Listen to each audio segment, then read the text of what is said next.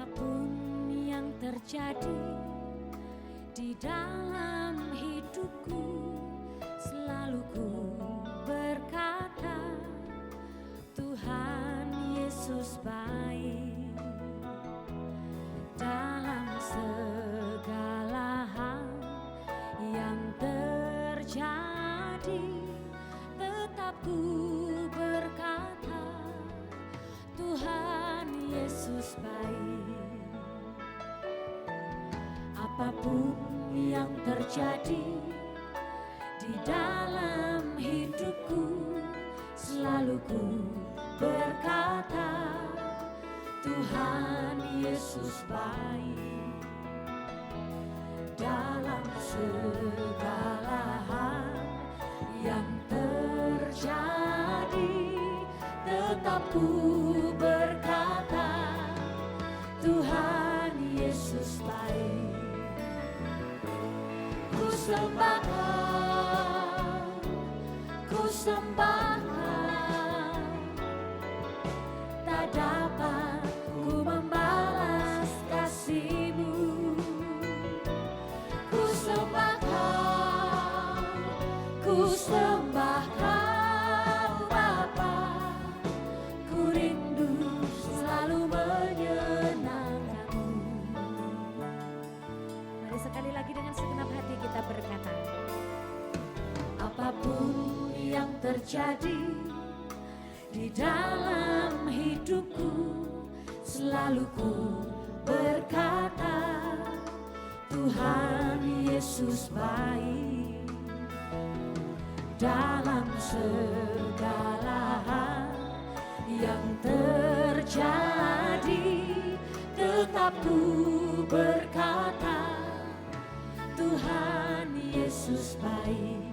Apapun yang terjadi, apapun yang terjadi di dalam hidupku, selalu ku berkata, Tuhan Yesus baik. Dalam segala hal yang terjadi, tetap ku berkata, Tuhan Yesus baik. Mari sambil angkat tangan kita. Ku sembah Kau, ku sembah Kau, tak dapat ku membalas kasih-Mu. Ku sembah Kau, ku sembah Kau Bapa, ku rindu selalu menyenangkan-Mu. Ku sembah Kau, ku sembah Kau, tak dapat ku membalas kasih-Mu. Ku sembah Kau, ku sembah Kau Bapa, ku rindu selalu menyenangkan. Oh, ku sembah Kau, ku sembah Kau, ku sembah Kau, ku sembah Kau, oh, ku sembah Kau, tak dapat ku membalas kasih-Mu. Ku sembah Kau, ku sembah Kau Bapa, ku rindu selalu menyenangkan-Mu. Oh, mari dengan segenap hati sembah Tuhan. Ku sembah Kau, ku sembah Kau, tak dapat ku membalas kasih-Mu. Ku sembah Kau, ku sembah Kau Bapa, ku rindu selalu menyenangkan-Mu. Oh, ku rindu selalu menyenangkan-Mu. Ku rindu selalu menyenangkan-Mu.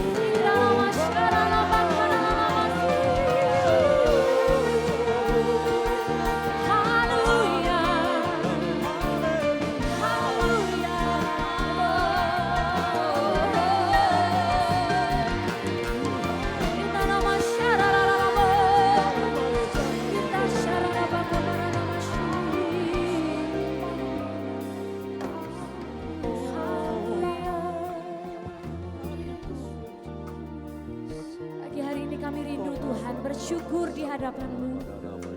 Bersyukur karena kami sudah boleh merasakan kebaikan demi kebaikan. Terima kasih Tuhan Yesus, terima kasih. Mari Bapak Ibu Saudaraku, angkat kedua tangan kita sambil kita memuji Tuhan.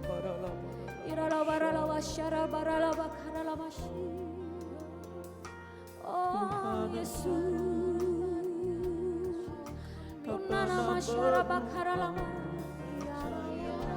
Kau baik Tuhan, Kau sungguh baik, dan kami bersyukur.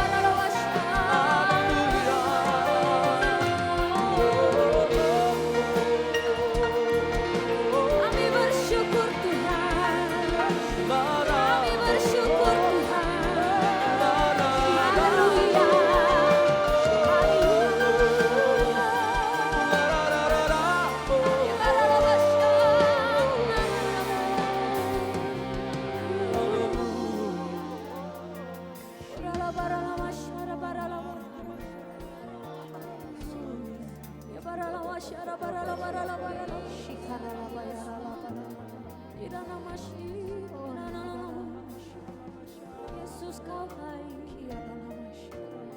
Yesus Kau sungguh baik.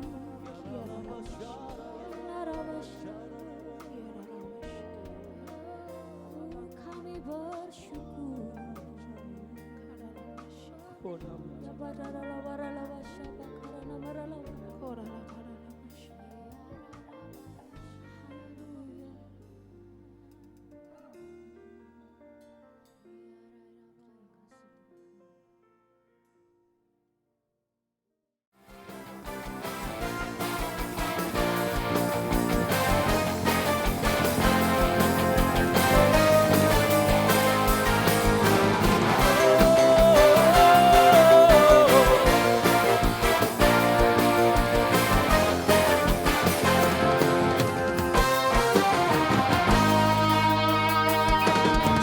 Tuhan Maha Besar dan sangat terpuji, Dia lebih dahsyat dari segala Allah.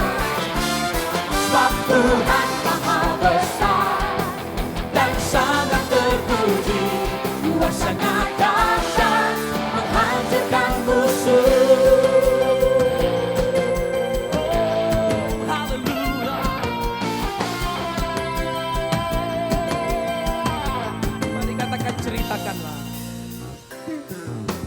Ceritakanlah kemuliaannya di antara segala bangsa, dan perbuatannya yang sungguh ajaib di antara suku bangsa.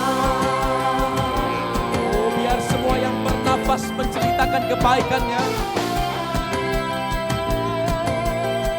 Sama-sama katakan. Ceritakanlah kemuliaannya di antara segala bangsa, dan perbuatannya yang sungguh ajaib di antara suku bangsa. Semua lambaikan tanganmu. Sebab Tuhan Maha Besar dan sangat terpuji, Dia lebih dahsyat dari segala Allah.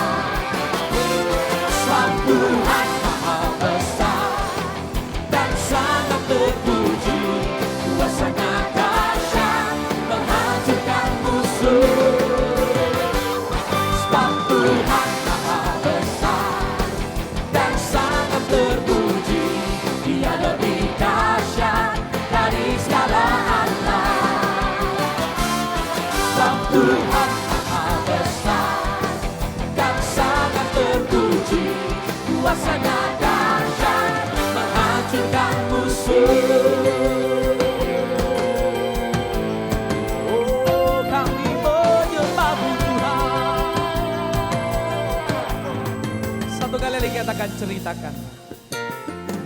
Ceritakanlah kemuliaan-Nya di antara segala bangsa, dan perbuatan-Nya yang sungguh ajaib di antara suku bangsa. Sebab Tuhan Maha Besar dan sangat terpuji, Dia lebih dahsyat dari segala Allah. Sebab Tuhan Maha Besar dan sangat terpuji, kuasa-Nya dahsyat menghancurkan musuh. Sebab Tuhan Mari semua tepuk tangan di atas kepala kita sama-sama. terpuji, Dia lebih dahsyat dari segala Allah. Oh, Kau dahsyat. Sebab Tuhan Maha Besar dan sangat terpuji, kuasa-Nya dahsyat menghancurkan musuh. Sebab Tuhan Maha Besar dan sangat terpuji, Dia lebih dahsyat dari segala Allah. Sebab Tuhan Maha Besar dan sangat terpuji, kuasa-Nya dahsyat menghancurkan musuh. Katakan kuasa-Nya.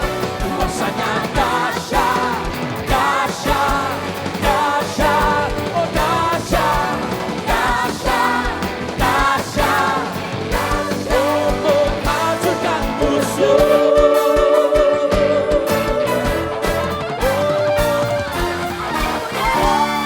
Sorak-sorai kemenangan bagi Tuhan kita.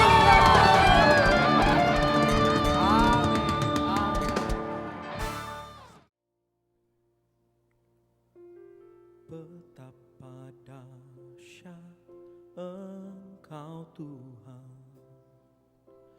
Pencipta segala yang ada, dulu sekarang sampai selamanya. Hanya Engkau Tuhan, tak terselangi pikiranmu, tak terukur panjang setiamu. Dulu sekarang sampai selamanya. Hanya Engkau Tuhan, ku sembah Engkau Yesus. Hanya Engkau Allah di hidupku, tiada yang lain, hanya Kau, hanya Engkau Tuhan selamanya. Kau tetap Allah, walau dunia semua bergoncang, tak tergoyahkan, tak tergoyahkan. Kau tetap Allah.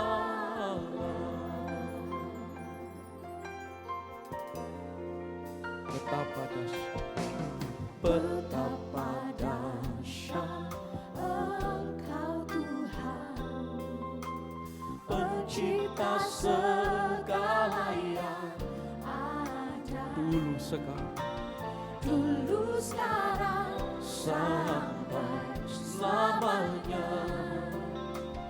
Hanya Engkau Tuhan, tak terselang, tak selami pikiranku,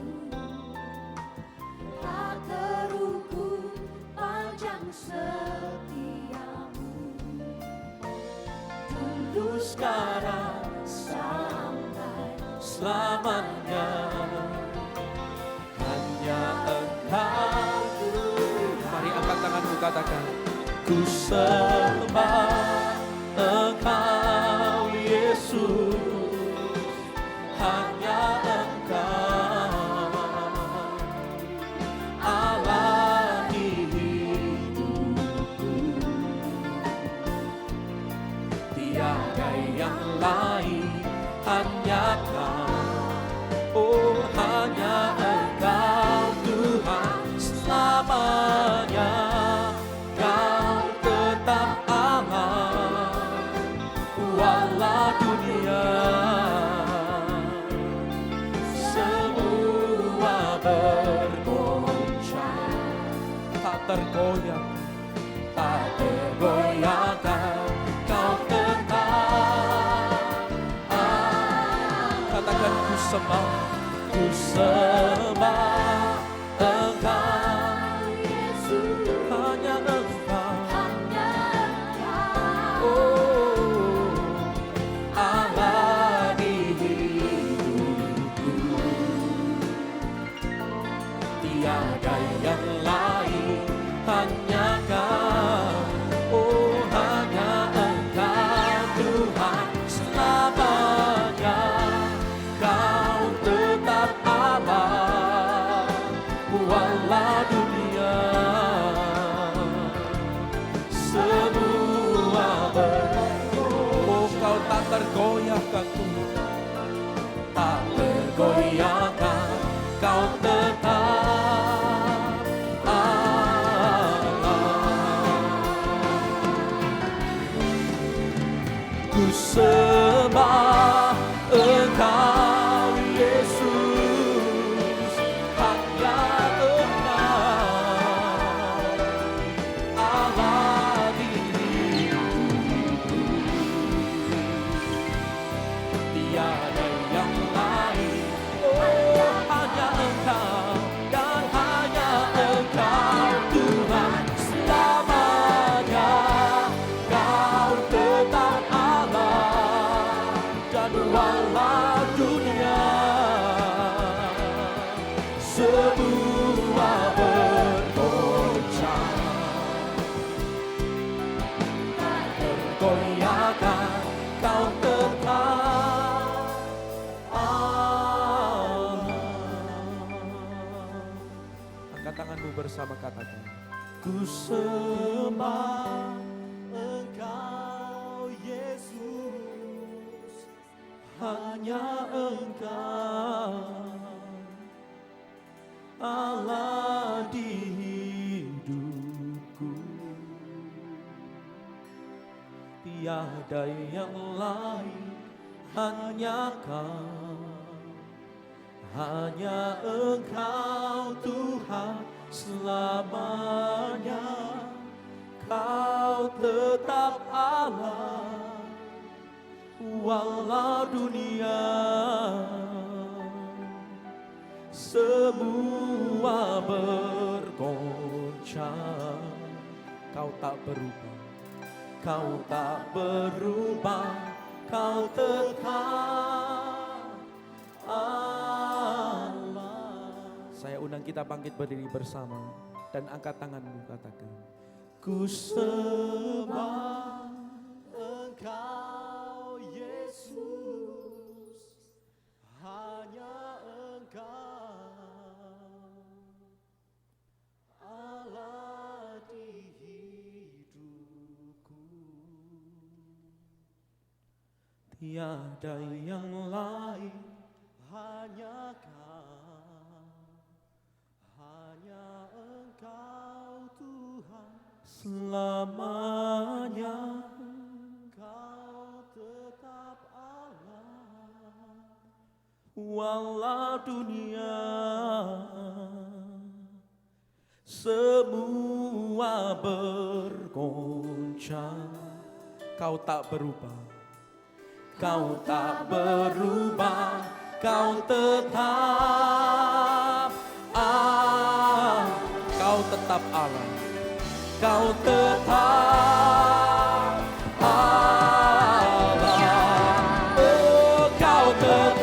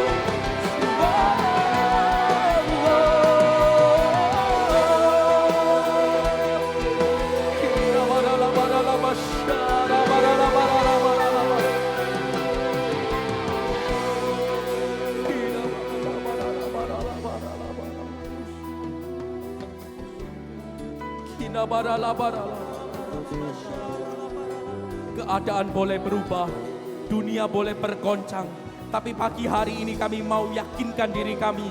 Kami berpegang teguh pada satu pengharapan yang tidak pernah berubah. Yesus Kristus namanya. Berapa banyak kau setuju dengan saya? Angkat kedua tanganmu.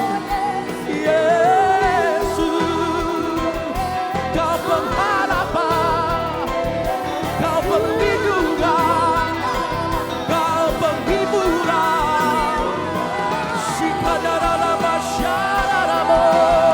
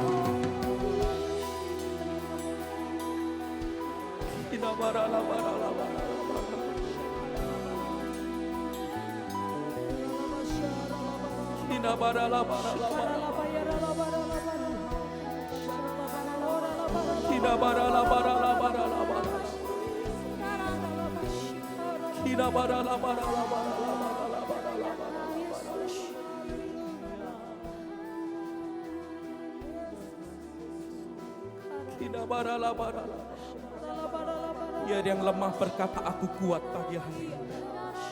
Biar yang goyah berkata aku berkemenangan pagi hari ini. Biar yang berputus asa berkata aku berpengharapan pagi hari ini. Sebab kita punya Yesus sumber pengharapan kita satu-satunya. Mari berkata-kata di dalam bahasa roh.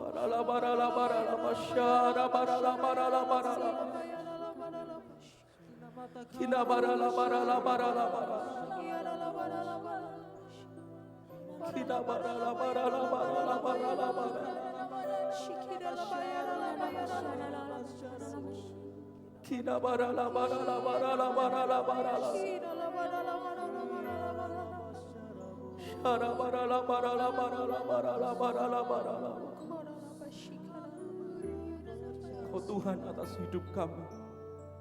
Kau Tuhan atas segalanya. Kau Tuhan atas gereja kami.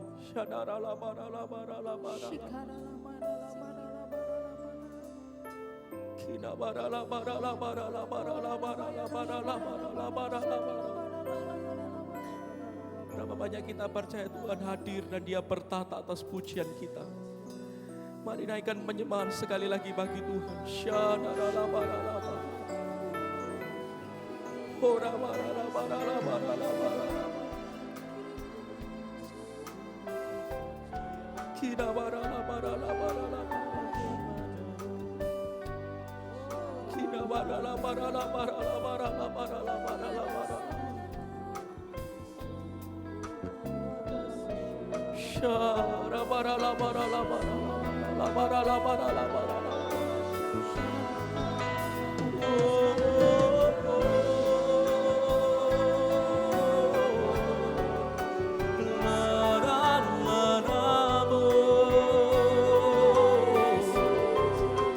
Yesus Tuhan,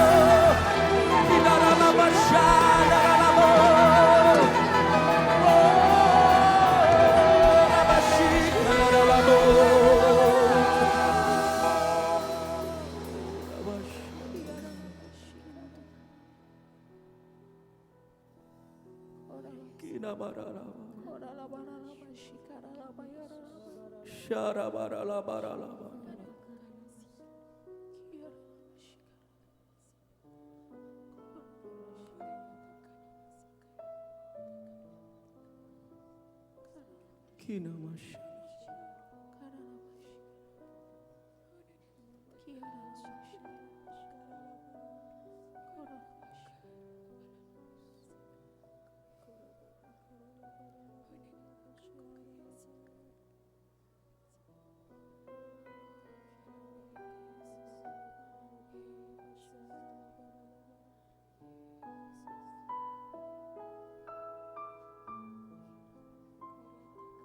Kina masya.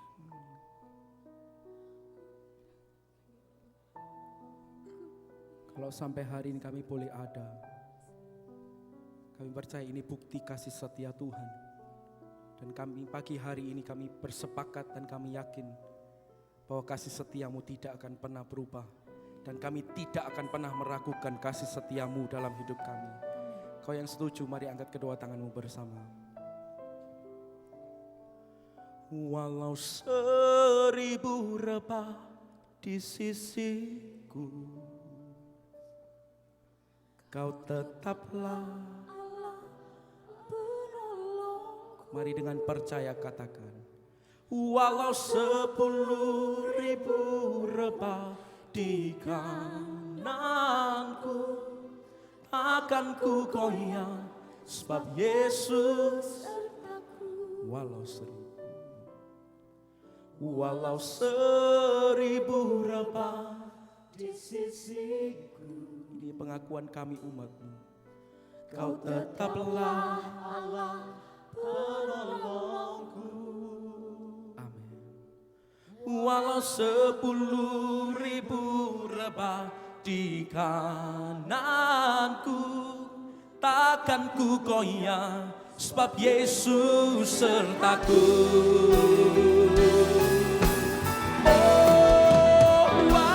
Walau 1000 rebah di sisiku, Kau tetaplah menolongku.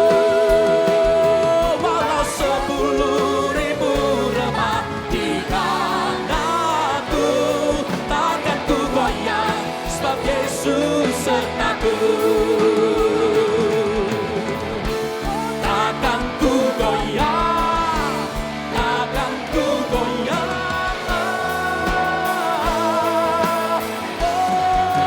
Walau 1000 rebah di sisiku, Kau tetaplah walau 10.000 rebah di kananku, takkan ku goyah sebab Yesus. Oh, takkan ku goyah, takkan ku goyah sebab Yesus sertaku. Takkan ku goyah sebab Yesus sertaku.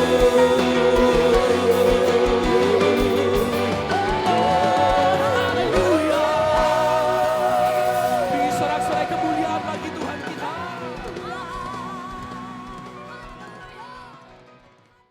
Kami butuh Engkau Tuhan, karena hanya Engkau saja yang sanggup menuntun langkah-langkah kehidupan kami.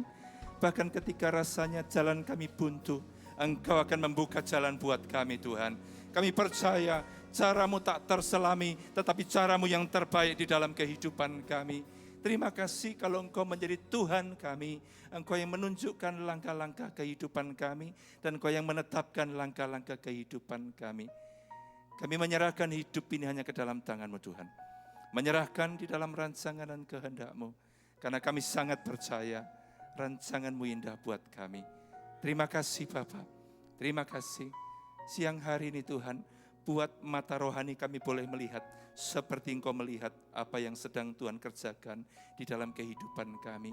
Supaya kami mengerti, sekalipun jalan-jalan-Mu tak terselami, kami akan mengerti Tuhan, bahwa rencana-Mu itu indah buat setiap kami.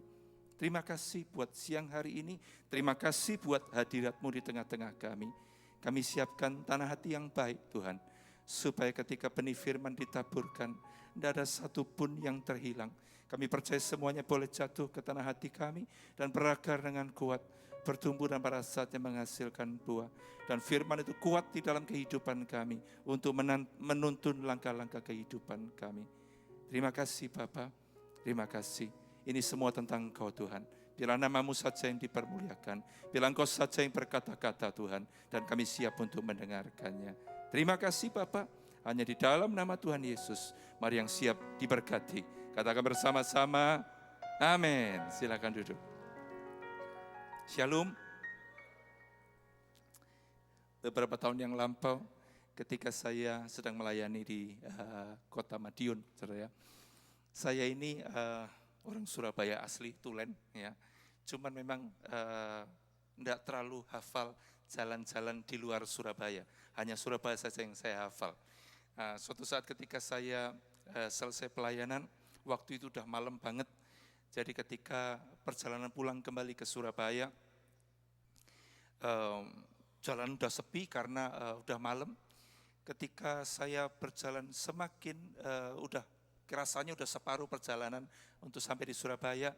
Ketika di tengah jalan saya merasakan gini, perasaan tadi saya berangkatnya enggak lewat sini, ya. Tapi saya tetap kenceng karena jalannya sepi. Semakin lama semakin enggak yakin, saudara. Loh kok jalannya kayaknya bukan seperti ini. Maka saya kemudian berhenti, saya cari orang yang ada di pinggir jalan dan kemudian saya mulai nanya kepada orang tadi, Pak, jalan yang ke Surabaya ini lewat sini. Loh, Bapak dari mana? Dari Madiun. Salah Pak, kesasar. Ini menuju ke Kediri, bukan menuju ke Madiun. Walah, makanya kok rasanya jalannya saya enggak familiar banget. Terus saya nanya sama dia, loh sekarang saya sampai sini, lah kalau saya mau membenarkan jalannya lagi, saya gimana Pak? Saya balik ke sana atau ada jalan lain? Pak, wis podo Pak, Bapak ini kesasarnya udah nemen katanya. Jadi Bapak harus, kalau mau ya lurus saja, tapi semakin jauh Pak. Tapi nanti akan ketemu lagi dengan jalan yang utama dan kamu akan menuju ke jalan yang menuju ke Surabaya. Zaman itu saudara, belum ada GPS, ya. Zaman dulu belum ada Google Earth, saudara ya. Tadi di bawah kami lagi mainan dengan Google Earth. Kami cari alamat gampang sekali. Tapi begitu itu nyala, saudara ya. Google Earth-nya nyala, sambungan internetnya nyala. Langsung internet itu menunjukkan saya ada di mana. Jadi ketika saya pegang iPad saya, maka Google Earth akan menunjukkan saya itu ada di mana. Sehingga ketika saya tulis alamat di mana saya kepingin tahu, maka Google Earth ini akan nunjukin sama saya, jalannya menuju ke sana itu lewat jalan yang mana. Wah, ketika saya berpikir kalau dulu ada zaman dulu, ketika saya kesasar itu, saya punya yang seperti ini, saya tidak mungkin kesasar. Amin. Saya tahu posisi saya di mana dan saya tahu saya akan menuju ke mana. Hari ini Tuhan mau berkata-kata kepada setiap kita. Pernah enggak kita cek posisi kita ada di mana? Saya akan ajak buka bersama-sama Alkitab kita. Buka di dalam Lukas pasal yang ke-15 ayat yang ke-11. Lukas pasal yang ke-15 ayatnya yang ke-11. Firman Tuhan berkata begini. Yesus berkata lagi, ada seorang mempunyai 2 anak laki-laki. Kata yang bungsu kepada ayahnya, Bapa, berikanlah kepadaku bagian harta milik kita yang menjadi hakku. Lalu ayahnya membagi-bagikan harta kekayaan itu di antara mereka.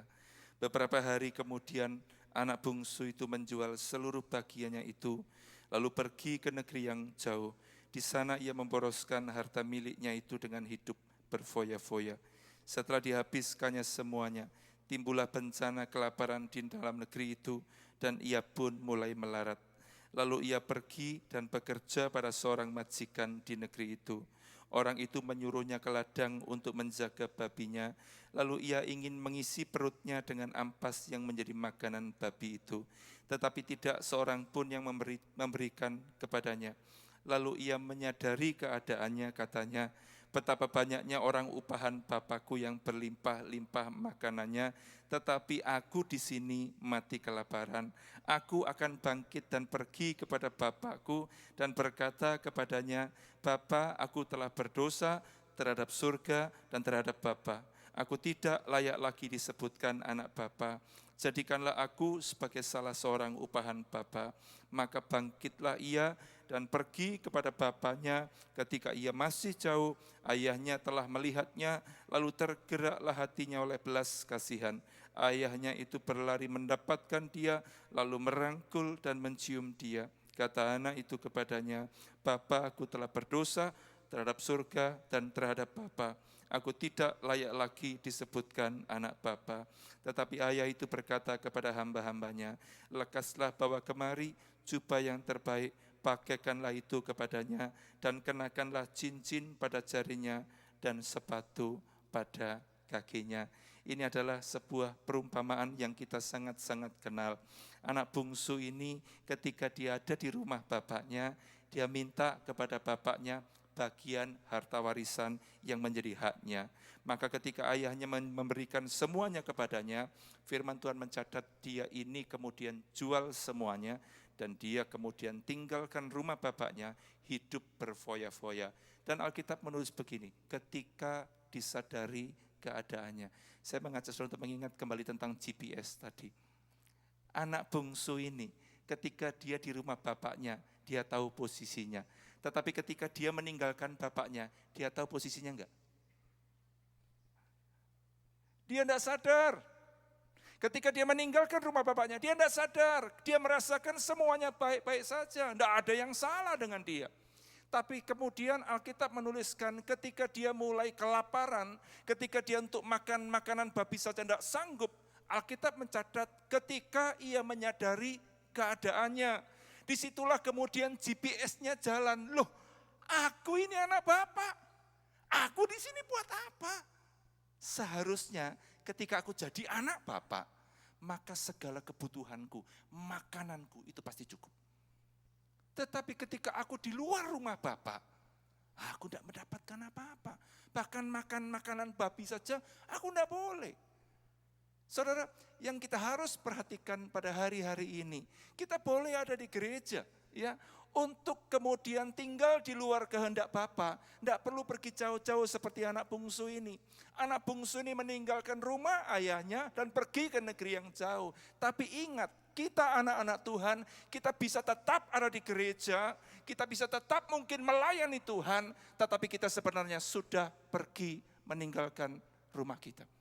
Meninggalkan kehendak Bapa, meninggalkan rancangan Bapa. Kita seringkali merasa enggak apa-apa. Tapi hari ini mulai pasang GPS rohanimu. Coba cek engkau ada di mana. Ketika kita tahu keadaan kita, ketika kita melihat keadaan kita, saudara perhatikan, ternyata kita sudah ada di negeri yang jauh. Negeri yang jauh itu bicara ketika kita meninggalkan semua yang sedang Allah rencanakan dalam kehidupan kita. Saudara, jangan kaget. Ya, seringkali kita mendengarkan ada teman-teman kita yang dulunya bersama-sama dengan kita, melayani Tuhan bersama-sama dengan kita, yang sungguh-sungguh bekerja sepertinya sungguh-sungguh rohani, saudara, tetapi sekarang tidak ada bersama-sama dengan kita. Kalau hari ini mereka mau lihat, cek GPS kehidupan rohaninya, mereka mungkin kaget. Mereka tidak ada di rumah Bapak lagi. Mereka sedang ada di negeri yang jauh. Kita harus ingat dan kita harus periksa. Saya dapatkan satu ayat yang luar biasa. Saya akan mengajak Bapak Ibu buka bersama-sama saya di dalam kitab Ibrani pasal yang kedua. Kitab Ibrani pasal yang kedua. Kita baca mulai ayat yang pertama. Alkitab mencatat seperti ini. Karena itu harus lebih teliti kita memperhatikan apa yang telah kita dengar, supaya kita jangan hanyut di bawah arus. Sebab kalau firman yang dikatakan dengan perantaraan malaikat-malaikat tetap berlaku, dan setiap pelanggaran dan ketidaktaatan mendapat balasan yang setimpal, bagaimanakah kita akan luput Jikalau kita menyia-nyiakan keselamatan yang sebesar itu, yang mula-mula diberitakan oleh Tuhan dan oleh mereka yang telah mendengarnya kepada kita dengan cara yang dapat dipercayai, sedangkan Allah meneguhkan kesaksian mereka oleh tanda-tanda dan mujizat-mujizat dan oleh berbagai-bagai penyataan kekuasaan dan karunia Roh Kudus yang dibagi-bagikannya menurut kehendaknya. Perhatikan saudara, dikatakan karena itu harus lebih teliti kita memperhatikan apa yang telah kita dengar. Saya yakin sepanjang kehidupan kita ketika kita menjadi orang Kristen, kita banyak mendengar. Pernah enggak kita sungguh-sungguh lebih teliti terhadap apa yang kita dengar? Kenapa? Karena Alkitab menuliskan, karena ketika kita tidak teliti memperhatikan apa yang telah kita dengar, kita akan hanyut di bawah arus dan kita kehilangan keselamatan kita.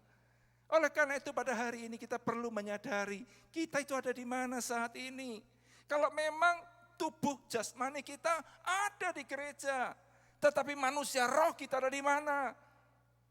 Ketika GPS rohani kita yaitu firman Tuhan itu menjadi alatnya Tuhan untuk membuat kita mengerti kita ada di mana. Saya percaya kalau kita mau periksa hidup kita hari ini, kita hidupin GPS rohani kita. Kita akan kaget ketika kita melihat, loh ternyata saya tidak ada lagi di rumah Bapa. Kita tidak sadar bahwa ternyata Tuhan itu tidak ada bersama-sama dengan kita. Ternyata kita sudah keluar dari kehendak Bapa. Alkitab mencatat kita itu harus lebih teliti tentang apa yang kita dengarkan, yaitu firman Tuhan. Seringkali kita itu tidak memperlakukan firman Tuhan sebagai sesuatu yang sangat berharga. Alkitab mencatat bahwa bagi iblis firman Tuhan itu sangat berharga. Ketika kita tidak memperlakukan firman itu lebih berharga seperti iblis menghargainya, kita itu kalah loh sama iblis. Karena apa? Karena Alkitab mencatat iblis itu berusaha mencuri. Saudara, saya mau tanya, kalau mau dicuri itu berharga atau tidak? Ada enggak orang yang mencuri sandal jepit? Saudara, ngapain sandal jepit dicuri? Kita beli di pasar, harganya gampang kita bisa beli. Tapi kalau handphone, saudara misalnya, handphone saudara taruh ya di mana sembarangan aja. Ada yang ngambil enggak? Ada yang ngambil. Karena apa? Karena itu berharga. Jadi ketika itu sesuatu yang berharga, pasti ada yang kepingin curi. Tapi Alkitab mencatat bahwa firman Tuhan itulah sesuatu yang berharga. Bagaimana cara kita memperlakukan sesuatu adalah sesuai dengan apa yang kita lihat, apakah itu bernilai atau tidak. Cara kita bersikap itu sesuai dengan nilai yang kita lihat di dalam apa yang kita sikapi. Saya mau nanya sama saudara. Ketika saudara naik Kijang sama naik Ferrari, saudara. Saya mau nanya, cara nyetirnya beda enggak? Kalau saudara naik Kijang sama naik Ferrari, enggak usah Ferrari lah, kangelan. Kita juga bingung ya apa cara nyetir Ferrari, saudara. Naik Mercy aja deh. Cara saudara nyetir Kijang sama nyetir Mercy, beda enggak? Beda, saudara. Saya pernah punya pengalaman ketika suatu saat seorang teman itu meminta saya, Yuri, saya baru beli mobil di showroom. Tolong ambilkan, ini udah bertahun-tahun yang lampau saya. Mobil itu sebuah BMW yang baru. Ketika itu nilainya hampir 1 miliar, saudara. Zaman dulu, saudara. Ketika saya suruh ngambilkan, saya itu belum pernah nyetir mobil yang harganya mirip-mirip sama rumah saya, saudara. Saya biasa nyetir mobil yang biasa-biasa. Jadi kalau keserempet gitu ya oke lah. Keserempet namanya mobil di jalan, saudara ya. Keserempet enggak apa-apa. Tapi ketika saya ngeluarin mobil itu dari showroom, saudara ya, begitu keluar ke jalan, itu rasanya mata saya lihat spion terus. Jangan ada yang deket-deket. Becak, sepeda motor enggak boleh deket-deket. Ketika mereka mulai deket, saya minggir, saudara. Takut apa? Takut diserempet. Karena apa? Karena saya tahu ini mahal harganya.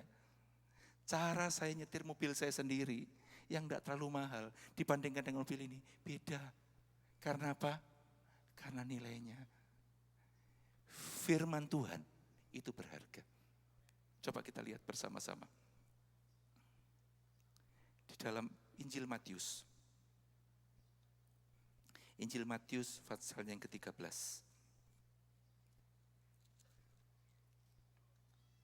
Matius pasal yang ke-13. Kita akan membaca mulai ayat yang pertama. Injil Matius mulai ayat yang pertama. Pada hari itu keluarlah Yesus dari rumah itu dan duduk di tepi danau. Maka datanglah orang banyak berbondong-bondong lalu mengerumuni dia. Sehingga ia naik ke perahu dan duduk di situ. Sedangkan orang banyak semuanya berdiri di pantai. Dan ia mengucapkan banyak hal dalam perumpamaan kepada mereka. Katanya, adalah seorang penabur keluar untuk menabur. Pada waktu ia menabur, sebagian benih itu jatuh di pinggir jalan. Lalu datanglah burung dan memakannya sampai habis. Sebagian jatuh di tanah yang berbatu-batu, yang tidak banyak tanahnya, lalu benih itu pun segera tumbuh karena tanahnya tipis. Tapi sesudah matahari terbit, layulah ia dan menjadi kering karena tidak berakar. Sebagian lagi jatuh di tengah semak duri, lalu makin besarlah semak itu dan menghimpitnya sampai mati. Dan sebagian jatuh di tanah yang baik, lalu berbuah. Ada yang 100 kali lipat, ada yang 60 kali lipat, ada yang 30 kali lipat. Siapa bertelinga, hendaklah ia mendengar. Di sini dikatakan Tuhan Yesus memberikan sebuah perumpamaan kepada mereka tentang tanah. Dan dia katakan yang pertama, benih itu jatuh di pinggir jalan, lalu datanglah burung dan memakannya sampai habis. Dan kemudian murid-murid nanya kepada Yesus, artinya apa perumpamaan itu? Maka Tuhan mengartikan dalam ayat 18, karena itu dengarlah arti perumpamaan penabur itu. Kepada setiap orang yang mendengar firman tentang kerajaan surga, tetapi tidak mengertinya, datanglah si jahat dan merampas yang ditaburkan dalam hati orang itu. Itulah benih yang ditaburkan di pinggir jalan. Saudara, kita seringkali tidak sadar bahwa iblis itu tahu apa yang sedang ditaburkan. Dan pada siang hari ini ketika benih itu ditaburkan, saudara, iblis itu tahu bahwa apa yang sedang ditaburkan pada siang hari ini sangat berharga. Tetapi apakah kita juga memperlakukan firman yang ditaburkan pada siang hari ini seperti apa yang dipikirkan oleh iblis? Ketika kita tidak memikirkannya seperti iblis memikirkannya, maka ketika itu diambil dari kita, kita fine-fine aja. Tidak ada yang susah. Tidak apa-apa, nanti minggu depan aku dengar lagi kok, ditaburi benih lagi. Ingat minggu depan, iblis juga akan melakukan hal yang sama, diambil lagi. Dan hari ini Tuhan mau katakan, orang-orang yang tidak pernah menghargai firman Tuhan, itu adalah orang-orang yang akan terbawa dengan arus. Dia tidak kuat. Gampang sekali digoncangkan imannya. Gampang sekali iblis itu membuat dia menjauh dari rencana Bapa. Dan hari ini, Bapak Ibu yang terkasih, Tuhan mau ingatkan ya, bahwa ada orang-orang yang tidak pernah menghargai firman Tuhan. Kemarin saya dengar dari salah seorang teman, ya, ketika dia cerita tentang istrinya, ya. Istrinya mengatakan, saya tanya gini, istrimu ini apakah juga aktif seperti kamu? Dia mengatakan, ya itu persoalannya Pak. Kalau di gereja dia lebih sibuk dengan BlackBerry-nya. Jadi ketika firman diberitakan, dia BlackBerry-an. Ngobrol dengan temannya. Bahkan ketika hamba Tuhannya ngomongnya sedikit lebih lama daripada biasanya, duduknya udah mulai tidak tenang, saudara. Ngesot sana, ngesot sini, ngesot sana, ngesot sini. Dan mengatakan, ini ngomongnya kok lama banget sih, ini kan sudah waktunya pulang. Saudara, saya harus katakan kepada saudara, di gereja ada orang-orang yang tidak menghargai firman Tuhan. Dan saya mau ingatkan, iblis sangat menghargai apa yang sebetulnya sedang diberikan oleh Tuhan kepada kita. Kalau kita tidak pernah memperlakukan dengan benar firman Tuhan yang tertanam di dalam kehidupan kita, maka saudara, iblis akan dengan sangat mudah akan membawa kita keluar dari rencana Tuhan. membawa kita keluar dari kehendak Tuhan. Saya tidak tahu anak bungsu ini seperti apa ketika dia mendengarkan perkataan firman Tuhan. Saya tidak pernah tahu. Tetapi Alkitab mencatat dan mengajarkan kepada kita, ada beberapa hal yang membuat kita itu kemudian keluar dari rencana Allah, terbawa arus. Yang pertama adalah ketika kita tidak menghargai firman Tuhan. Iblis pasti ambil.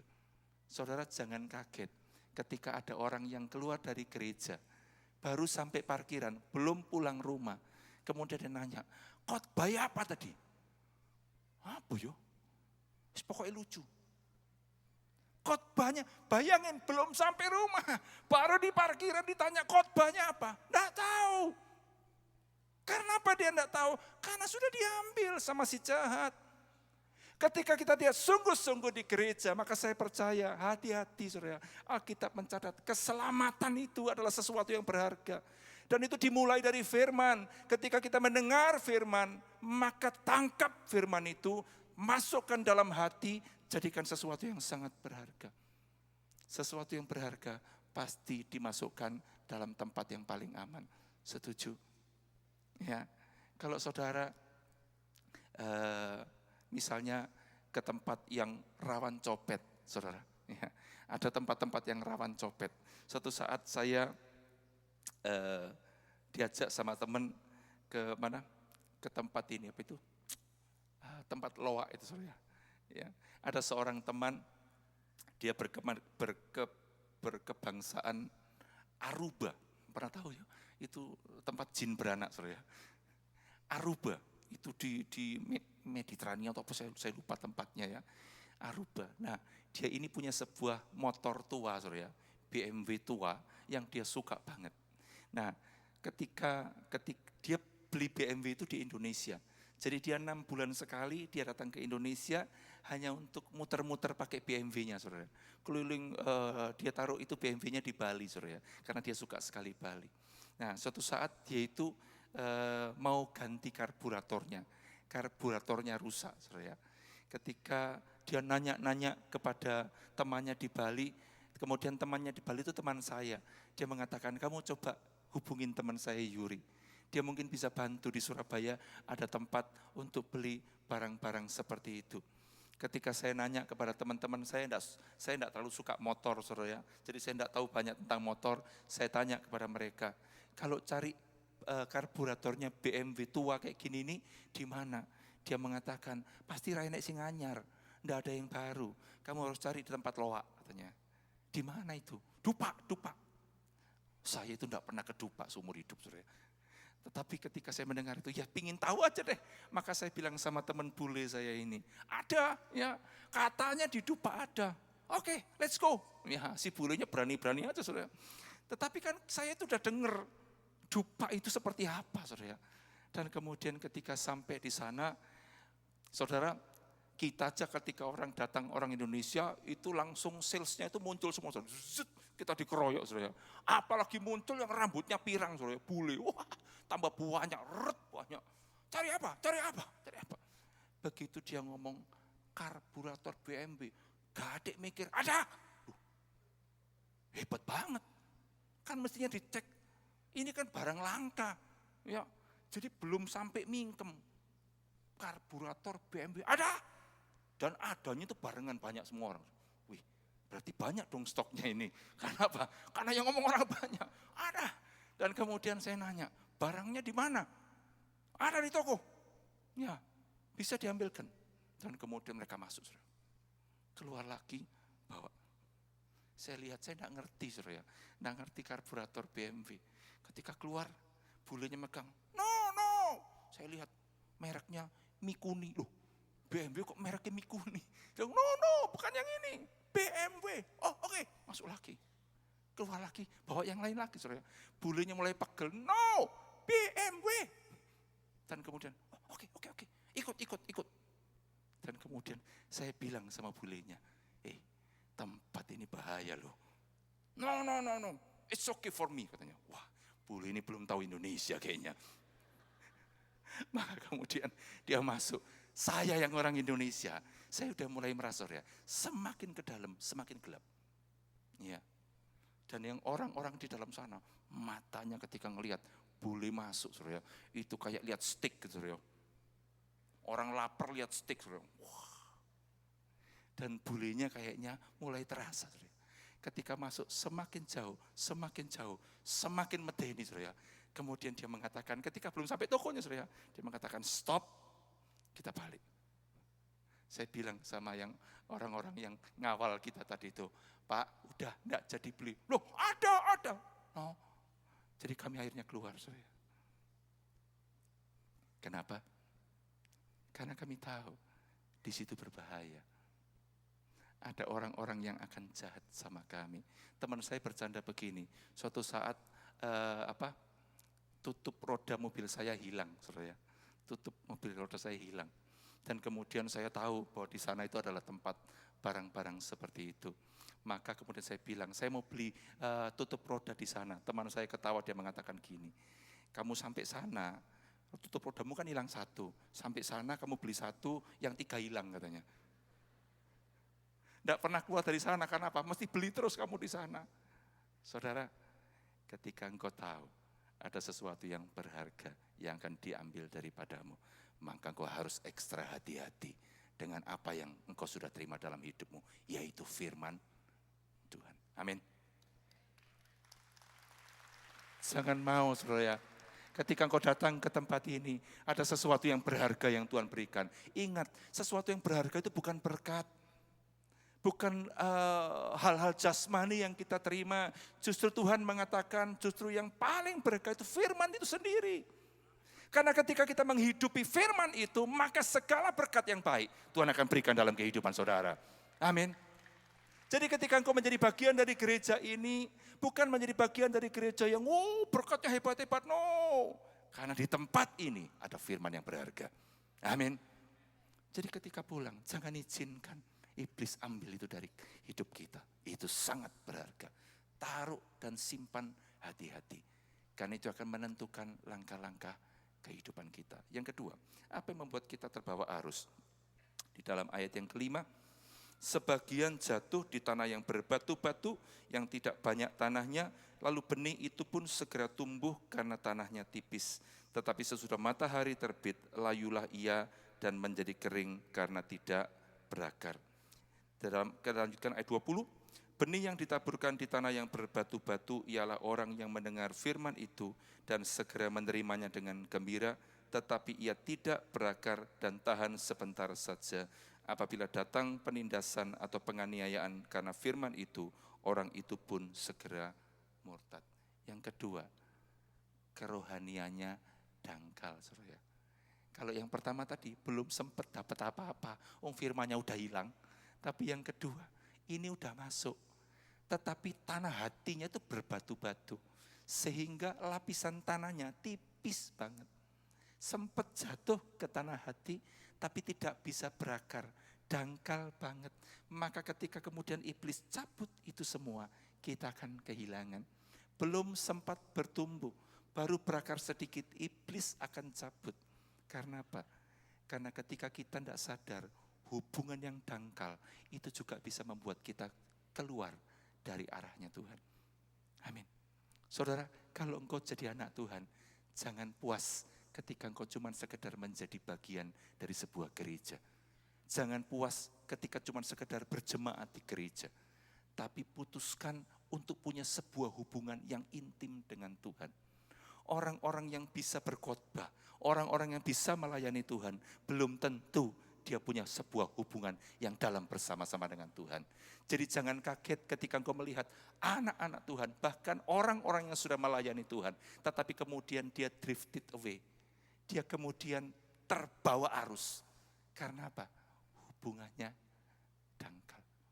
Dia cuma pinter, tetapi tidak punya sebuah hubungan yang karib dan intim bersama-sama dengan Tuhan. Saudara, ketika kita sungguh-sungguh hati-hati, jadi orang Kristen, jangan cuma sekedar datang ke gereja, ya. Karena itu kemungkinan pertama dan kedua adalah engkau akan dicuri. Tetapi yang kedua kemungkinannya bisa bertumbuh, tapi kemudian dicuri lagi juga dalam kehidupan kita. Jadi ketika engkau jadi anak Tuhan, putuskan tidak mau setengah-setengah. Tetap Tuhan adalah Tuhan. Tuhan adalah penguasa dalam kehidupan kita. Bukan lagi kita yang mengendalikan seluruh kehidupan kita. Itu yang kedua. Yang ketiga dikatakan di dalam ayat yang ke-7. Sebagian lagi jatuh di tengah semak duri. Lalu makin besarlah semak itu dan menghimpitnya sampai mati. Itu artinya di dalam ayat yang ke-22, yang ditaburkan di tengah semak duri ialah orang yang mendengar firman itu, lalu kekhawatiran dunia ini dan tipu daya kekayaan menghimpit firman itu sehingga tidak berbuah. Yang ketiga, yang membuat kita itu kemudian bisa tertarik kepada arus yang lain dan keluar dari rencana Bapa adalah ketika kita mengizinkan kekhawatiran akan dunia ini dan tipu daya kekayaan itu menghimpit kehidupan kita, menghimpit Allah di dalam kehidupan kita sehingga kita tidak akan pernah bertumbuh secara rohani. Bertahun-tahun di gereja tapi tidak pernah mencapai kedewasaan rohani. Apa yang menghimpit kita? Kekhawatiran akan dunia ini. Kekhawatiran itu bicara tentang tidak percaya. Orang yang khawatir itu menunjukkan bahwa dia tidak percaya kepada Tuhan.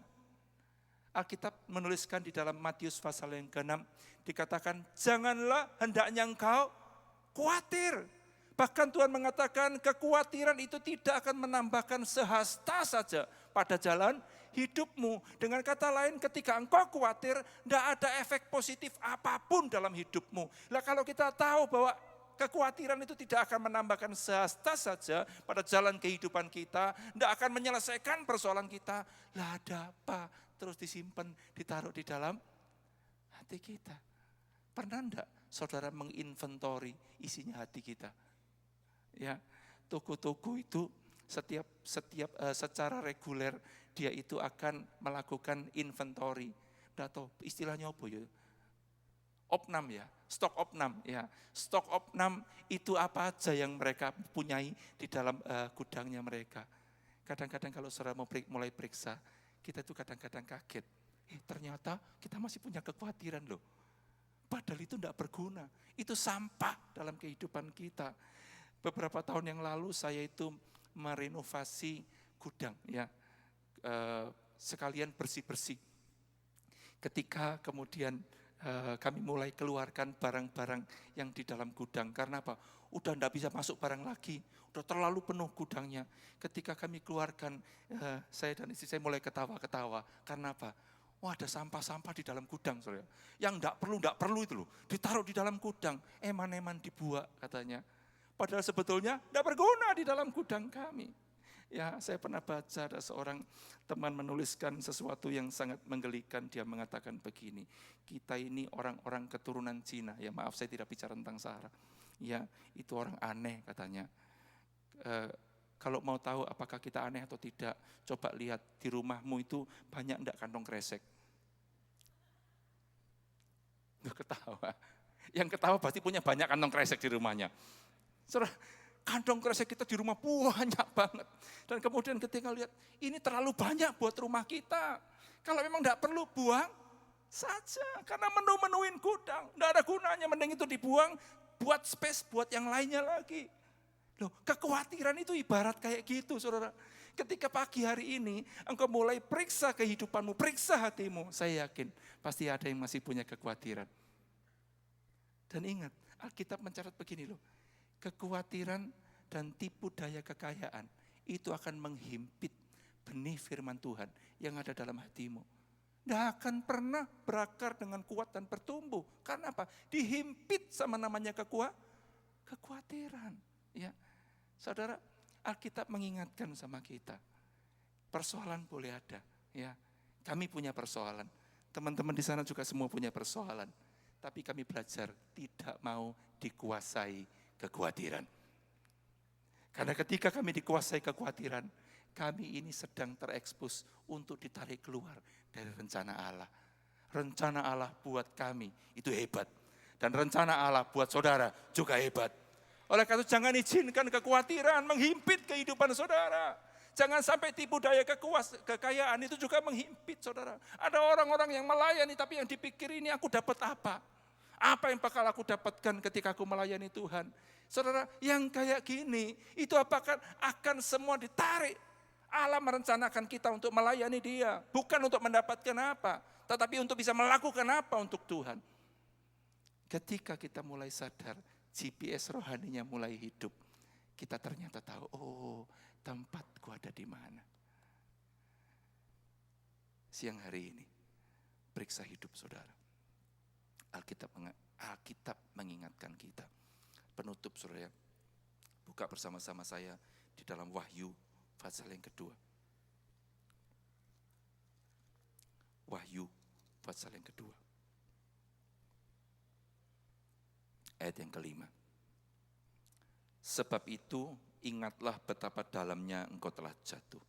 Bertobatlah dan lakukanlah lagi apa yang semula engkau lakukan. Jika tidak demikian, aku akan datang kepadamu dan aku akan mengambil kaki-dianmu dari tempatnya jikalau engkau tidak bertobat. Ini yang harus kita lakukan kalau ada di antara kita ketika kita buka GPS rohani kita. Dan kita mulai sadar, ternyata aku udah jauh sekali dari rumah Bapa. Maka Alkitab mencatat, ingatlah betapa dalamnya engkau telah jatuh. Sadari keadaanmu. Sadar aja tidak cukup karena Alkitab mengatakan bertobatlah. Bertobat itu bicara tentang stop. Kalau udah kesasar, stop. Dan mulai kembali ke jalan yang Tuhan sudah rencanakan buat kehidupan saudara saya. Firman Tuhan itu mengajar kita untuk kita kembali kepada apa yang Tuhan sudah rencanakan di dalam kehidupan kita. Izinkan Tuhan itu take control, mengendalikan seluruh hidup kita. Dan Dia bisa mengendalikan seluruh kehidupan kita ketika firman-Nya itu menjadi sesuatu yang berharga, yang masuk di dalam kehidupan kita.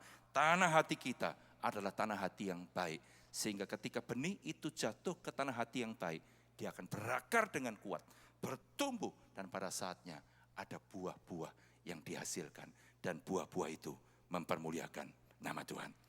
Amin. Gereja ini seharusnya dikenali karena semua jemaatnya mempunyai buah-buah yang mempermuliakan nama Tuhan. Amin. Mari kita bangkit berdiri bersama-sama.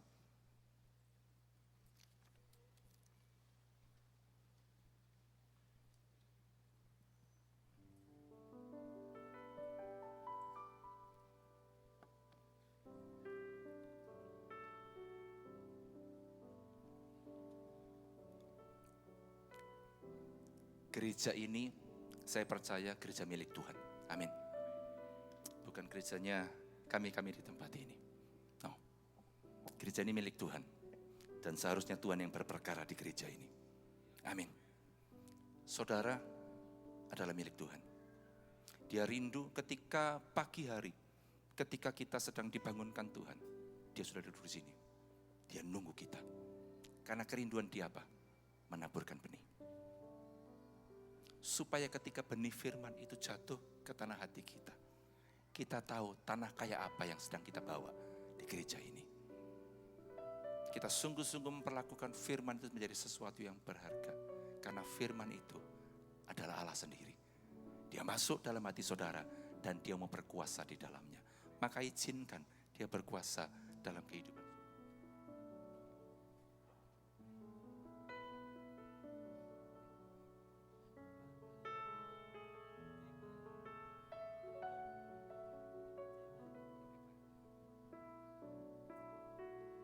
Siapa yang mengasihi Tuhan?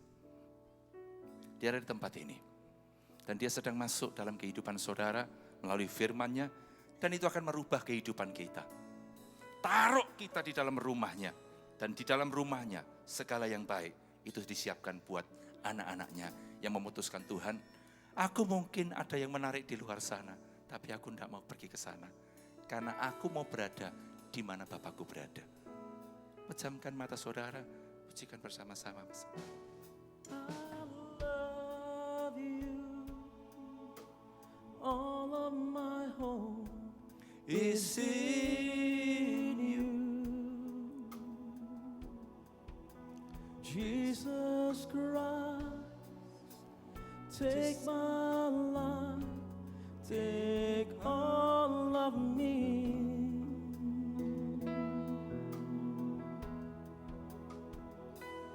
I love you. Dengarkan pujian ini. All of my hope is in you. Seluruh pengharapan kita hanya ada di dalamnya. Jesus Christ, take my life, Ambil hidupku Tuhan. take all of me. Ambil semuanya. I love you. All of my hope is in you. Jesus Christ, take my life, take all of me.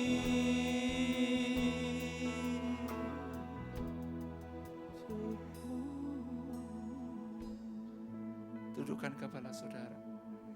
Saya rindu setiap orang, setiap jemaat Bethani mulai hidupkan GPS rohani saudara. Dan lihat apa yang ada di situ. Karena di situ akan menunjukkan engkau sedang ada di mana. Apakah engkau masih ada di rumah Bapa atau engkau sudah ada di negeri yang jauh? Orang-orang yang sungguh menghargai firman Tuhan dan menaruh firman itu dalam hatinya, maka orang-orang itu akan kuat. Goncangan apapun boleh terjadi, tetapi Tuhan menjadi segala-galanya di dalam kehidupannya. I love you, Lord.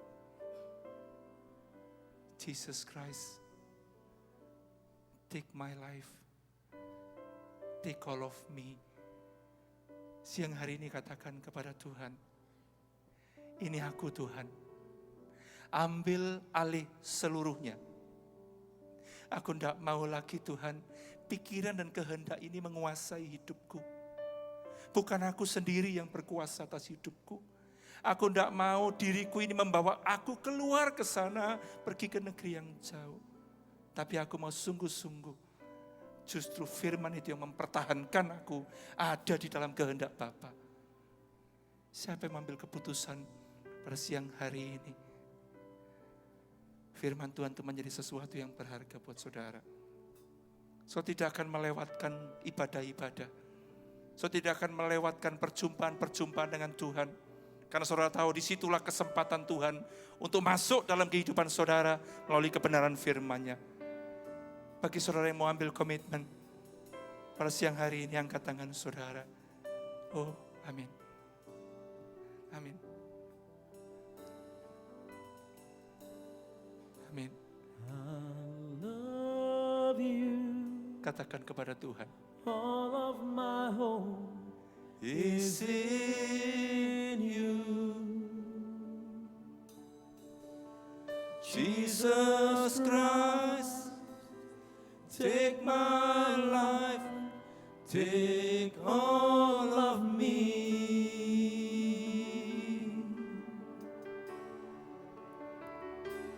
I love you.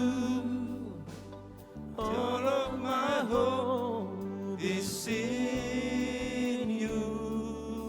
Oh Jesus Christ, Rasakan Tuhan dekat dengan saudara. Jesus Christ, take my life, take all of me. Oh, I love you. I love you. All of my hope is in you. Engkau melihat setiap anak-anak-Mu Tuhan. Oh, Jesus Christ, Kami sudah periksa hati kami Tuhan. take my life. Ampuni kalau ada di antara kami yang sudah ada di negeri yang jauh Tuhan. Kami sadar Tuhan, kami sudah menyadari betapa jauhnya kami telah jatuh. Dan saat ini kami mau bertobat Tuhan. Dan kami mau melakukan lagi apa yang semula kami lakukan. Take my life Lord, take all of me. Take my life, take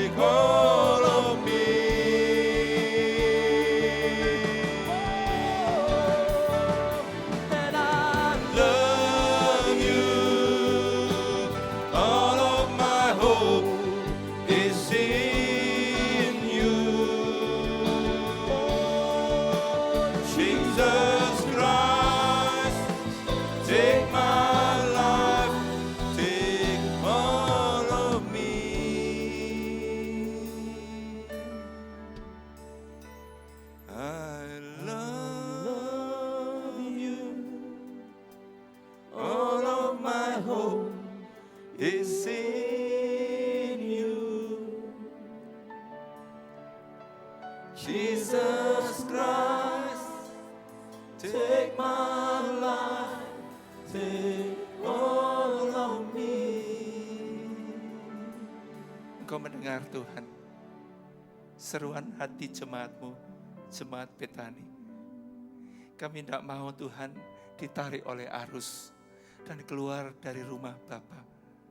Kami mau tetap ada di dalam rencana-Mu, kami mau tetap ada di dalam kehendak-Mu. Karena kami tahu di sanalah kami akan menerima, menikmati segala kebaikan Tuhan. Hamba-Mu berdoa Tuhan buat jemaat-Mu. Hamba-Mu percaya firman Tuhan akan berdampak dalam kehidupan kami.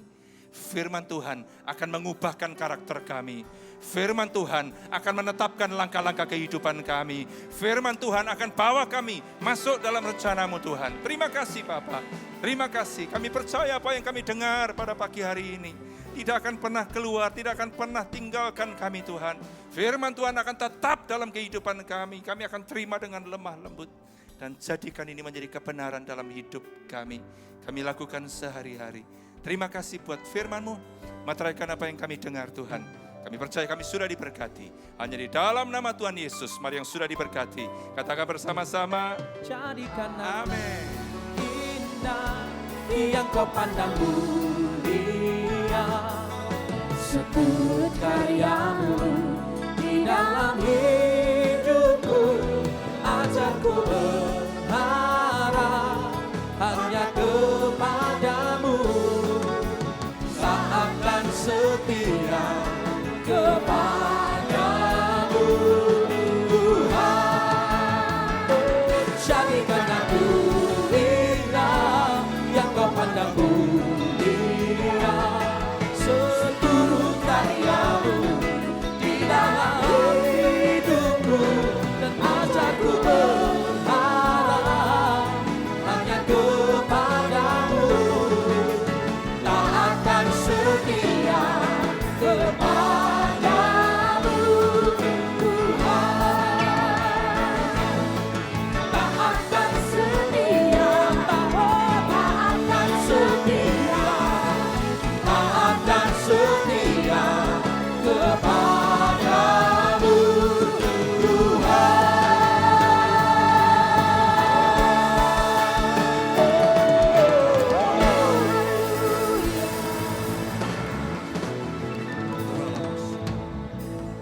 Saudara, mari kita buka tangan kita.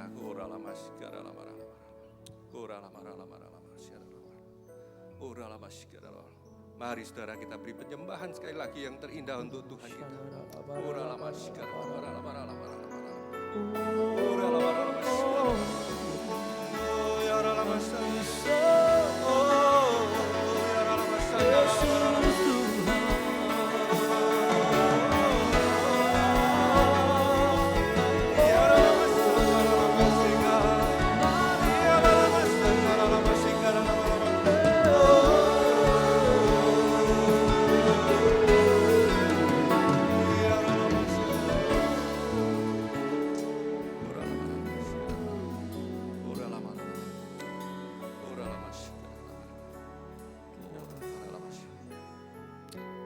Dan sekarang, sidang jemaat Tuhan yang terkasih, pulanglah dalam damai sejahtera dan terimalah berkat dari Allah Bapa, Putra dan Roh Kudus yang selalu membimbing saudara, menyertai saudara, bahkan memberkati saudara mulai dari sekarang bahkan sampai selama-lamanya.